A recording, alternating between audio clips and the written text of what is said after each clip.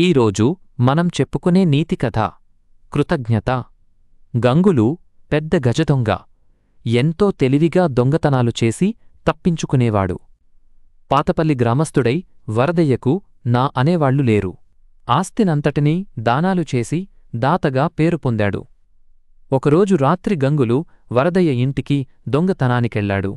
ఇల్లంతా గాలించినా విలువైన వస్తువేదీ దొరకలేదు. నిరాశగా వెళ్లబోతుండగా చప్పుడు విని ఎవరు అని వరదయ్య గట్టిగా అరిచాడు. గంగులు వరదయ్య మెదకు కత్తిపెట్టి ఇంట్లో విలువైన వస్తువులేమున్నాయో చెప్పు అన్నాడు. చూడు బాబూ, నా దగ్గరిప్పుడేమీ లేవు.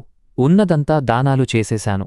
ప్రస్తుతం కీర్తి తప్ప ఏమీ మిగలేదు అన్నాడు వరదయ్య. జైనసలే మంచివాడిని కాను.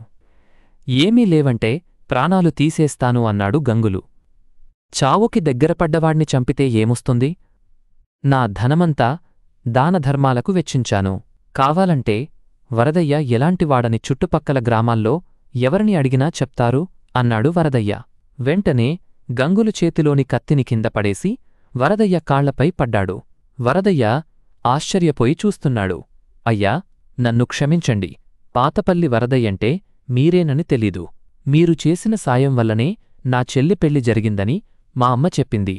దొంగతనం నేరంతో కారాగారంలో ఉండటంతో మిమ్మల్నప్పుడు చూడలేకపోయాను. మీ పరిస్థితి ఇప్పుడిలా అయిందేంటి? ఈ వయసులో ఏ తోడు లేకుండా ఎలా ఉంటారు?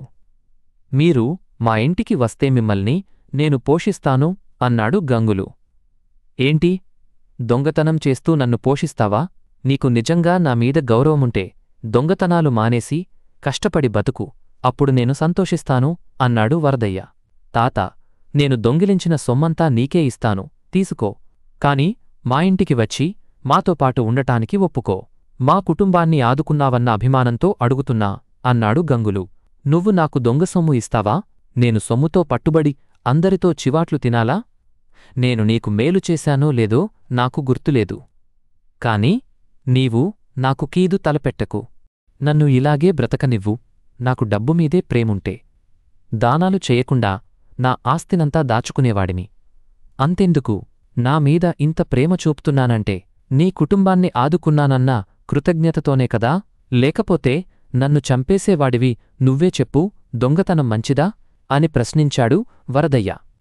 ఆ మాటకు గంగులలో పరివర్తన కలిగింది.